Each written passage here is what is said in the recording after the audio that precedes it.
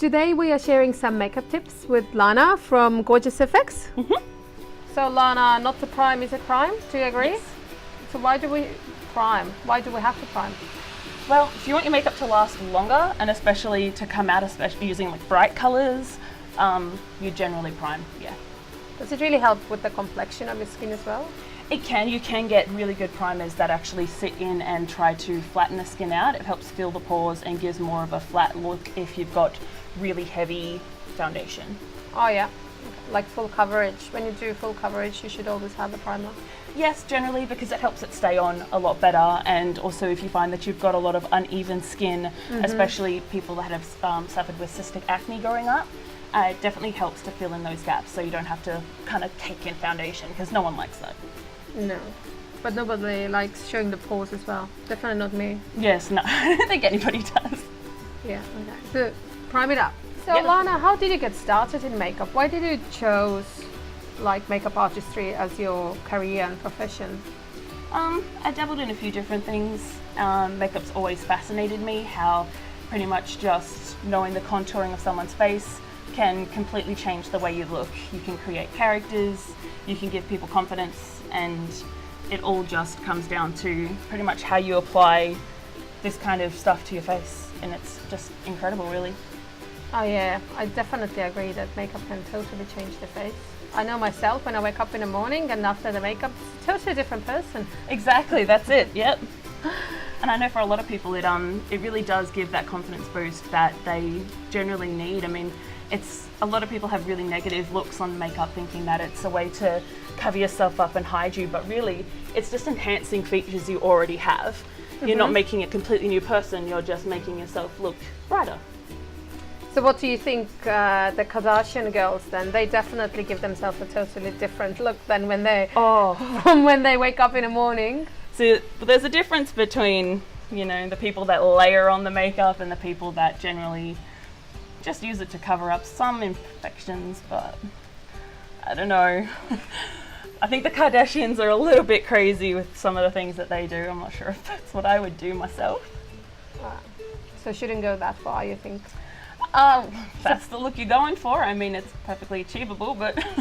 So what do you think, like, let's say we wake up in the morning, and especially people my age, when we're, you know, not so perfect anymore, pretty perfect, but not so perfect. So what are the maybe like top 10 things we should do in the morning when we do makeup? One of the main things that you really want to focus on is not overdoing makeup, especially as we age and our skin loses the elasticity. One of the main things that people do is they try to draw away from it by enhancing it overly, like adding glitters and shimmers where there wouldn't normally be that. That's generally a lot of people's first mistake. You know, going with a more natural look could be just as impactful as wearing tons of glitter on your face. And usually covering is better than trying to hide by over enhancing it, if that makes sense. So if, let's for instance say you've got really bad saggy bags under your eyes, they're really purple, lack of sleep, lack of bad diets, anything like that can be factoring into that. Instead of overdoing foundation and concealer in those areas, find a nice concealer that fits in and just covers the area lightly, because the more you put there, the more likely you have it being noticeable if it stands out.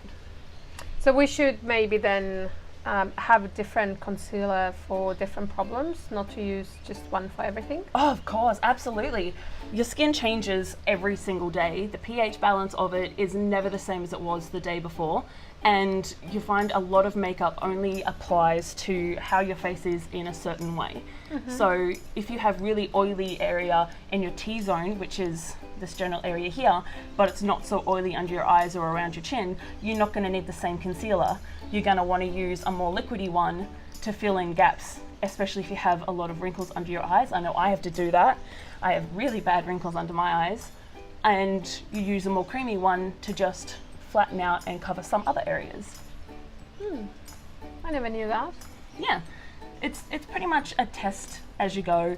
You're never always going to find the perfect color for you. You might be buying a brand for 20 years and it's always been the perfect color, and then they take it off the market and bring it back and it's different, completely changed, even though it's the same branded color.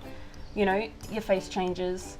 I've had a concealer that I've used and it matched my skin perfectly when I got it. Not even a week later, it made my face look like an orange. Just how much sun you get, diet, how much water you drink is especially a big thing. Yeah. So what do you think, how often should we sort of what do you think, how often we should really look at our makeup bag and see what we need to sort of swap or what we need to change? I guess if you're going and you're using things and like, let's say you've used this foundation, you've had it for a month, it's been working amazing, but then every now and then you've just kind of noticed when you've been applying it that it's not really working for you, it doesn't have the same kind of beautiful, flawless wow factor it had when you first started using it. Yeah. Then maybe look into going, okay, well, what's wrong with this concealer? Why don't I like this anymore? Is it the fact that it's making my face a different color? Is it not sitting right on my skin? There's lots of reasons, and then narrow that down as to how you can fix it. So if it's not the right color, go back, see if you can find another color. And if it's not sitting right, then maybe look at what it's based. If it's like a water-based one, if it's an oil-based one, it could just be depending on how your skin is at the time. And that could be it. A lot of people don't realize is that it is usually how much water we intake, and especially diet, that changes our skin balance. And you don't even realize that that's what's changing it. And I didn't realize that until I learnt that that's probably what it was. And you know, if you can keep that pretty balanced, then you can have a really good skin condition. So yeah. So your top tip would be that to keep up the water intake, and that would really be good for your skin? Of course, yes. Always be drinking water. If you're thinking and you're out and you're like, oh, I could go for a Coke or I could go for a Sprite, throw it away, grab a water. It's not just, oh, be healthy. It's just so much better for you in every way. It hydrates your skin, so you don't have to spend as much on hydrating creams and stuff when you go into bed. It's always a better option. And that in itself, if you find you have really dry skin, don't be afraid to go in and find a moisturizer that really works for you, because taking care of your skin before you have problems like wrinkles and early aging signs, especially like I am not afraid. I have, like I mentioned earlier, the wrinkles under my eyes, and the best way to counter that is to just work on it now and try keeping it as not really moist, but try to keep that area as, I guess, oiled as possible without actually using oil, because that's the one thing that happens as we age, our skin dries, and that's when we get wrinkles, that's when we get different sagging things, and the more your skin is taken care of, the better it's going to last. So what do you think with the makeup? Like, lots of people buy their makeup online these days just to save some money. Should we actually go to a makeup store and look around and really ask for help and find things for our sort of like skin type and all that? Or is it okay just to try and order from online? I guess that really depends on your situation. I know for a lot of people it's easier to go online, but you don't want to be having to rely on that. You know, you don't know what shade you're getting, if it's going to be exactly the same as what it is in the picture. You don't know if it's going to be the same brand. A lot of places can actually do different brands and then put it in a more expensive bottle, even though it's a cheaper drugstore substitute. And that's not what you want, you know, especially buying online from like eBay and things like that. You know, I'm not saying that they do, but you just don't know where it's coming from, and you don't know what's in the makeup before you get it. I mean, you're putting this on your face, and the skin on your face is the thinnest skin on your body. So you want to take care of it. It's really, really special skin. It's your brand. Exactly. Yeah. It's what everyone sees when you first go into a job interview. It's what your friends see. You know, if your skin's looking pale, people think you're sick. It all comes down to the skin on your face. And the better you take care of that and really wonder what you're putting onto it, the better it's going to be and the longer it'll last you, pretty much. Absolutely, makes sense. Yeah, you can always, you know, buy an extra few dollars on better quality makeup, you can't really buy new skin for your face. So True. And makeup is getting cheaper and cheaper, but I don't think the quality is really the same, you know. well, that's exactly it. It is one of those sad things where most of the time you do pay for quality. So if you're going to go to a pharmacy and buy $2 foundation, you're going to get $2 foundation. Sometimes it works for people really, really well. Sometimes it doesn't. And that's the best way to shop around, trial things, you know. If you've got a spare day, head into a city, into a MAC or a Napoleon, and get them to do a face of makeup and see how it sits on your face. Ask them what it is, if it's oil-based, and then go find a brand that you personally might like, that might be cruelty-free or might be natural products. You know, there is so much makeup out there, there are so many options, and half the time, you're going to find something that fits you. It's just finding it. That's the hard part. Shopping around. Exactly. Go shop around. Yeah, exactly. Have a day when you shop around for makeup. I would like that. Yes, no, that's my favourite day, is to go and have a look at stuff. I have to stop myself when I'm at the shops because I'm just like, oh, I definitely need more eyeliner. 300 pencils. Never enough. Never enough. Never enough.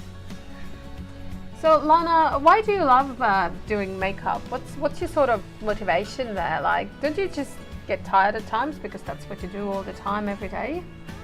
Not really. Like, even doing makeup on myself, I find that there's always new things to try. You know, you can get inspiration from anywhere. You might see someone else doing makeup and you're like, oh, that looks really good. I want to see if that works for me. And, you know, because faces are so different and there's different shapes, there's always something new to learn. And for me, it's more just the reward. If I do someone's makeup and I'm happy with it, I know they're going to be happy with it because I am my biggest critic. I am just, if I don't like it, I'd rather take it off and do it again than send someone away with something I don't like. So, you know, if they're happy with it at the end of the day and I can see them smiling from something that I've done, it just makes me feel like it's honestly the best feeling, really. You know, that you're helping someone feel good about themselves, and that's the best reward you can get because, I mean, usually yourself is all you have. So if you feel good in your own skin, then what else is there, really? I like how I said, yourself is all you have. I might steal that line. There you go for it. But that's exactly it. I mean, I used to work in Cotton On Body, and we used to like have girls come in and women come in and all body shapes, all types, and they would just be in so much pain because these bras just didn't fit them, didn't sit right, and just sit in there and you're just like, give me 2 seconds. It's a little intrusive, but I'm going to fit a bra to you and we're going to find the right size, we're going to find the right everything so that it just works. And you see them when they're up at the counter and they've grabbed a couple of bras and you're just like, yes, just, it's not even about you buying the bras. I don't care if you buy them here, you can go to Target and get cheaper ones, just make sure you're getting the right size, and I'm happy because you can just see the relief on their face when they're comfortable, and you know that feeling. I've had bras that don't fit for a long time, and I was just like, you know what? If I can help other people feel good the way I know I feel when I'm wearing a comfy bra, yeah, that's good enough for me. You know? Yeah, it's a big thing. It really is. Close your eyes for a second. It's like an eternal female battle. It is. Feel comfortable in your own skin and, you know, look good means to feel good. So that's exactly it. And I find that that's like one of the main things that makeup really does is that, you know, the more you can feel better about yourself, the more you're willing to push yourself to see what you can accomplish. I mean, you see what you can do when you're confident, you know, and the stuff that you don't think you can do when you're just sitting at home, you know, you think there's nothing to you know, you've got no redeeming anything. But also what I find is when I've been buying some lipsticks, when I get the beauty consultant there, wherever it is, to do my lips, it looks always totally different than when I do my own myself. Yes. What about people who are not comfortable with red lipstick? Like, you can try one on me today because I will forgive you for that. But I've like never had a bold red lipstick. I tried one. Somebody told me like, Silla, in your age, you have to have at least one red lipstick what you wear. And I'm like, what are you talking about? I'm always this just shine or just this little berry look or something. So red lipstick, how do you get started with one? Well, the best thing to do is to know the tone of your skin. there's different shades of colours, as everybody knows. We all went to primary school, you know that, it's never just red. There's warm reds, there's cool reds. Oh, it's too different. many. I know, isn't there?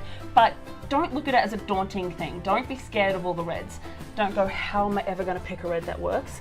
Go, look at all of these reds that could possibly look amazing on me. Because I have at least 5 shades of red in my own personal lipstick thing. And they may look exactly the same in the tube, but when they're on, completely different.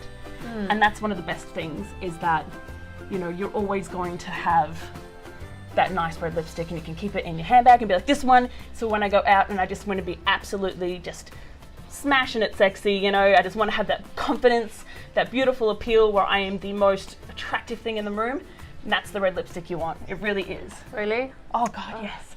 I have to get one now then. Oh yeah, you could be out on a nice date and just have normal nude lipstick on and just be like, I'm going to be nice and casual. Yeah. And then, the guys just knock out and you're like, no, I have to impress this guy. Nip into the bathroom, big bold lips. It's always a killer. Everybody loves bold lips. Okay. All right. Okay. There you go. Oh yeah, and play around with it. Like I said, go to places where they have testers. Obviously, if you're going to use testers in a shop, make sure you get a wipe or a tissue first. Wipe off the first few layers, because you don't know who's touched that before you. You don't know how hygienic they are, and you definitely don't want to be putting someone else's lips on your lips, and unless you actually want to kiss them. So. No, I'm not quite keen on kissing strangers at Maya. That's exactly it. You don't want that, No. So that's the best thing to do, is to just go in, find some testers of nice ones, and try different brands. They may say it's the same color. They might say, oh, this is rose red, but that rose red could be slightly different to other rose reds.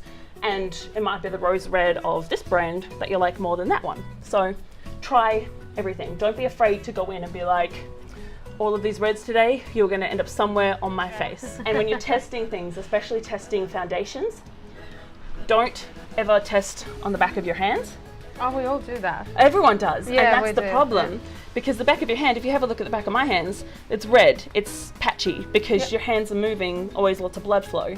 So when you're testing foundations, can you face on me for a sec? You always put a little bit on the side of your cheek and bring it straight down to your neck. If the colour disappears when it hits your neck, it's the right colour. Oh, because you see a lot of young girls these days, not too sure on what makeup is, and they just do their foundation to here. Yeah. And if it's the wrong colour, you get that nice orange ring that nobody likes. So when you're testing it, straight down, and it's the neck that you want to do, because the neck is going to be the best place to find a colour that matches straight to your face, because it goes straight to your face. Yeah. If you can't do that, if you've already got flawless makeup on, inside of your elbow. Oh, okay. That skin here is way closer to our actual face? Yeah. Yeah. Because it's an area that, you don't want sun on your face for long periods of time, because it burns. So your face tries to not see as much sun as possible. It's the same with your elbows. It's the same with the sides of your neck. I mean, obviously, if you're sitting in Kmart or Myers, you don't want to be sitting there putting swatches all up your elbow, because it's a little strange. Yeah. If you can, you just do a tiny little tick next to the edge of your jawline and straight down. And it's really quite easy after that. As soon as it blends, you've got the right colour. And you won't get that weird kind of disjointed, different coloured face kind of thing. So, well, that's a great tip, because I always try it here, and I don't know why. And I almost feel like I should know that, but I don't.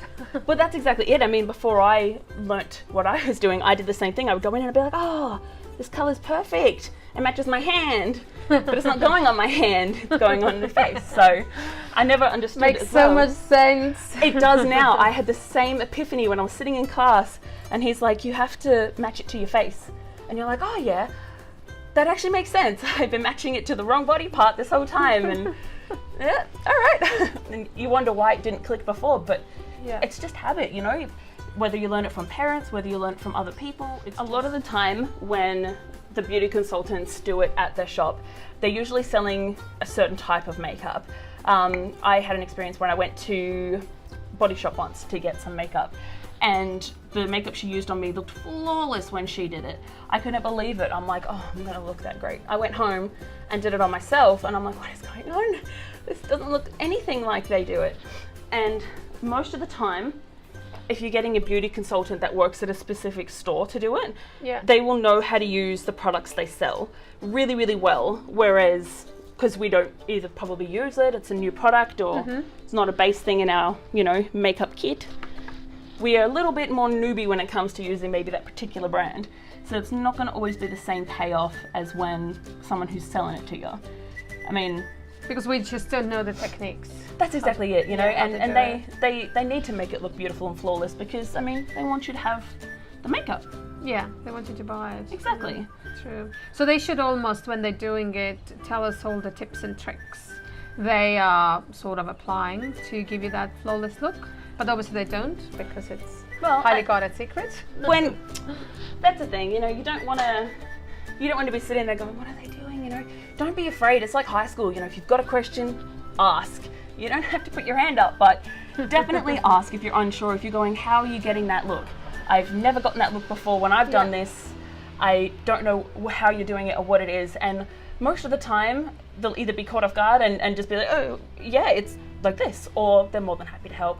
I mean, if you needed to ask someone something, wouldn't you want them to answer you in in the right way? You'd want them to actually be able to, give you good information. If they're telling you the truth, and what the tips that they give you actually help when you go home and do it to yourself, then you're going to be like, wow, she knows what she's doing, she knows what she's talking about, and she's right. It's made this look a lot better. So don't be afraid to ask. I mean, you don't learn by sitting there going, oh, how the hell did they do that? Yeah, and most of us probably do not really know all the right techniques anyway. We just think we know, like trying the makeup on your hand, and we all do it, but then we should try it here. I guess it's the same type of thing. We have to learn these actual skills, what make us look the way we want to look.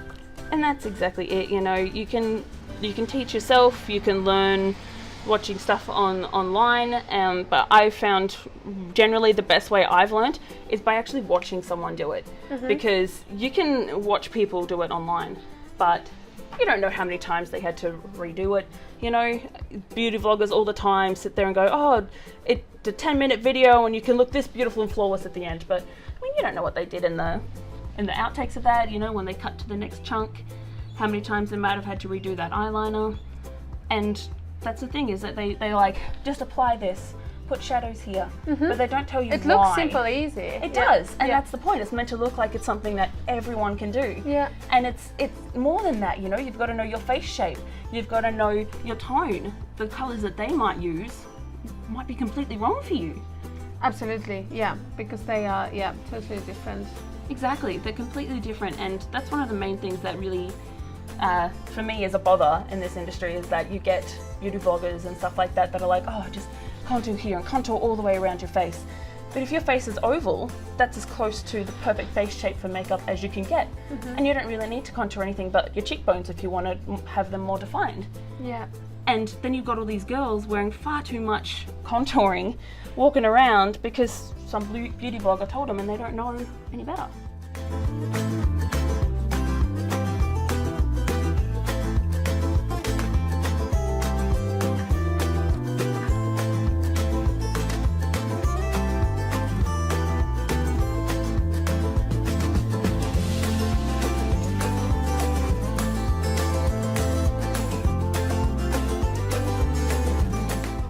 Lana, what do you think about using fake eyelashes? I think that they're really, really good, especially if you want that pop for your eyes. If you find you've got small eyes, they definitely can help make them really big, and everyone loves big Disney doe eyes. The one tip I can always suggest for that, if you're going to be using fake lashes, please be careful when putting the glue on. Use a very, very small strip. Make sure that it's latex, because that's pretty much what the lash glue is that you get in the tubes. It's a form of latex. Anything stronger than that can actually tear out your eyelashes. And when you're applying false eyelashes, keep the mirror below your chin and look down and apply it. Okay, like this then. Yeah, because it brings your eyelid down, but it doesn't shut it. And that's one thing, is you should never shut your eyelid when applying lashes, because the glue can seep between your eyelashes and actually glue your eyes shut or get into your eyes and cause irritations, which nobody wants glue in their eyes. It's so hard to get out. So be very, very, very careful when doing that. If you can get someone else to help you that you trust to be that close to your eye, by all means. But yes. How about when you apply the fake eyelashes, would you apply it before you do your makeup or after you're finished with your makeup? That's a good question. That depends on how confident you are with your makeup. If you find that your eye makeup is always really good and it always turns out amazing, put your lashes on and it peels off half the lashes, or you put it on wonky and you have to take it off, or the glue goes everywhere, I would apply your lashes beforehand. Let your eyes set to them. So if you put your lashes on properly, you should not feel them there at all. Okay. You should never feel false lashes on your face. That's how you know they're on properly. So if you feel them, they're probably on wrong, they're sitting on your skin. Where you should sit them is right at the join where your eyelashes meet the bottom of your eyelid. So it's kind of right at that junction. It should sit just in there so that when you take them off, it doesn't pull anything out, doesn't take any makeup off. So yeah, if they're sitting right, you shouldn't feel them. Put them on before if you find that you make a mess. If you know what you're doing and you're pretty nifty with the tiny little pliers and you chuck them in there nice and tidy, then you can put them on after. I suggest if you're new to makeup and you're learning, put them on beforehand. Just be very careful when you're putting on powders and stuff that you don't coat the lashes with them. But especially with lashes, a lot of people don't know is with your own personal lashes, you use an eyelash curler and you curl those in 3 spots to give them that nice C curve that goes straight up. Not just once and hold. Oh, no. Hold, release a little bit, and yeah, is that sort of the technique? So you got your eyelash curler. Yeah. You have your lash like this. You go in and you go, let's say that's the base where your eye is. Yeah. You go to about here and just give it a nice gentle squeeze, and then you move out, another nice gentle squeeze, and then another nice gentle squeeze. And if it's gentle, you don't get that solid bend, that real kinky, because that's what people are like, oh, eyelash curlers are horrible, because you're not meant to fully squeeze, you just give it a nice little bend. It's like you're trying to just curl them up. And when they're curled and then you stick on the lashes, you mascara them together and it puts your lashes into the false lashes, so you don't get that weird lash, false lash kind of gap that people see. If you do it together, it kind of meshes them and you get a nice, more flawless application of lash and mascara especially, and it helps it look more, well, not natural, because a lot of false lashes don't look natural, but it does help it look a lot less obvious that they're there. Yeah.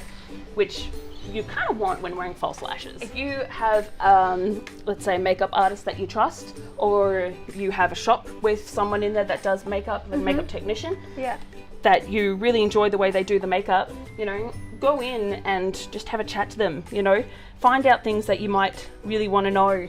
You know, let's say you saw a picture in the news of this girl with incredible smoky eye, and you're like, I want that smoky eye.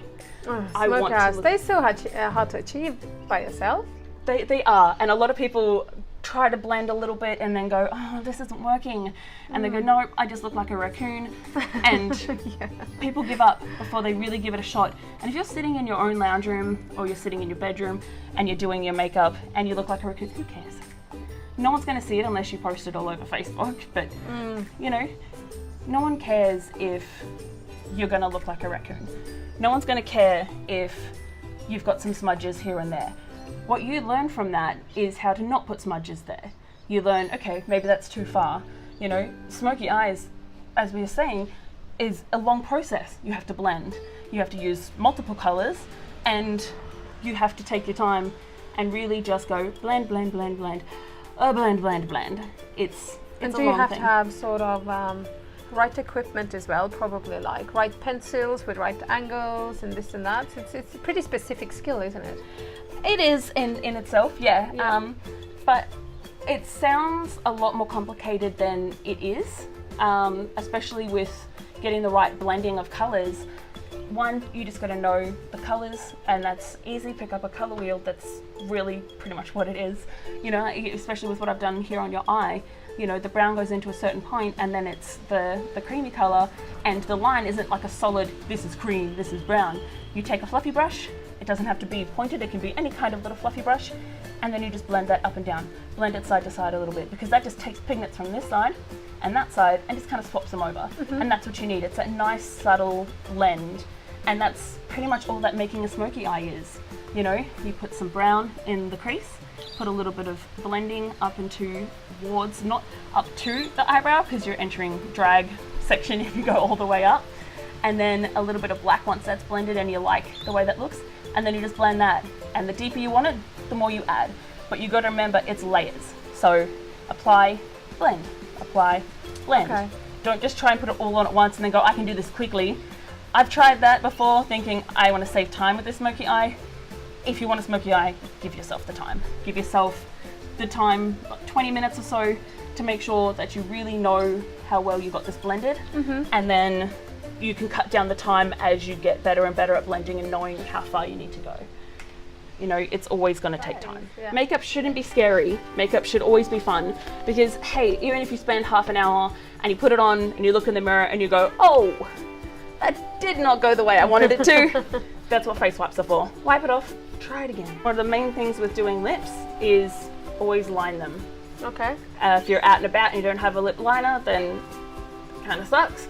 But unless it's a dry lip one, which dries as soon as you've applied it and tends to not move until you scrub it off, always line it, because especially in older patients and clients that have a lot of wrinkles around the mouth, that have a lot of skin that's elasticity's gone, you get a lot of really fine wrinkles right around this area here. Yeah. And lipsticks bleed.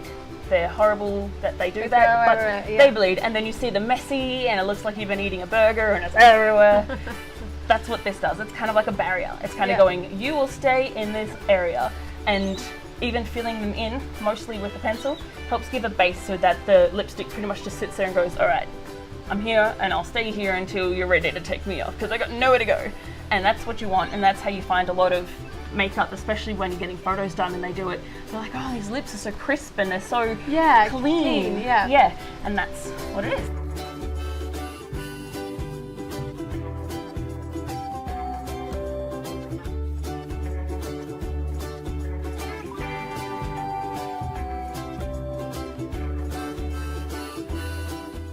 So when you do this sort of bright red lipstick on me, how do I get to stop it from sort of getting on my teeth?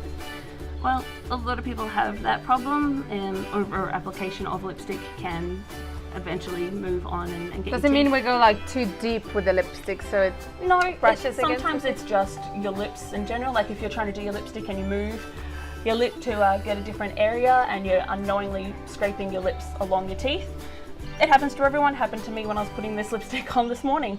I was like, oh, look at that, all over my tooth.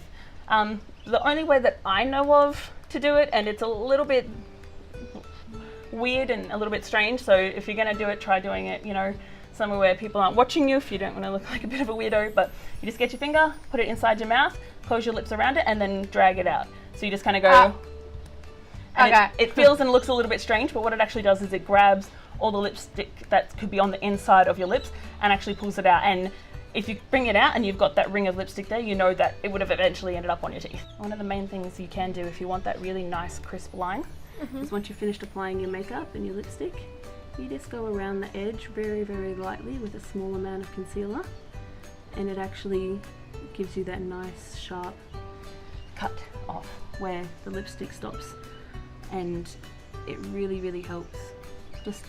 It looks more professional. It's a really tidying kind of thing. It's like going in with an eraser when you're drawing and just getting out all of the pencil lines. People talk a lot about highlighting lately. It's sort of the new black these days. What areas you should highlight, what areas you should not highlight. So what are your sort of top tips about highlighting? Because I found highlighting just only a few years ago in my life that it's important apparently. The main areas that I suggest highlighting is the areas that are the furthest away on your face. So if you're not sure where that is, turn your head sideways in a mirror, take a photo. Because when you look at your face side on, you can see the areas that come out the most in your profile. And for most people, that's your nose. Highlight the top of your cheekbone. And some people, it's just a very small part in your forehead, just between your eyebrows and just up about halfway up into your forehead. If you're going out for the night and it's going to be dark and you want to really shimmer, you get the cupid's bow just on the top of the lip, right in that dip, and a tiny little bit on the very top part of your chin here, right where that little dimple is when you open your mouth. Yeah. Yep. Just there, and don't forget to blend it out. Don't just leave a big strip of highlight there, because it doesn't look nice. It looks like you forgot to do half your makeup. And for a lot of people, it's not the right look, especially when using highlight. You know, when the light hits your face, it doesn't just go bam, it fades because it's not intense in one spot. So the corner, and you don't need to go all the way up to your temples. I see that a lot of young girls will highlight from here all the way up in a big like C shape all the way up to here, and the light doesn't sit up there, your temples sit in. If anything, that area would be contoured if it's not, you know. So highlighting just under your eye, just on the top of your cheekbone, just down your nose if you want to define your nose a bit more, a tiny bit on your forehead, and a tiny bit on your cupid's bow and your chin. And that's pretty much it. And less is more in highlighting? Of course, and that's the thing. With makeup, you can always add more if you need to. You don't want to overdo it and then go, oh crap, I wish I could take that off, because you kind of can't without making a mess and having to fix it. You know, less is more.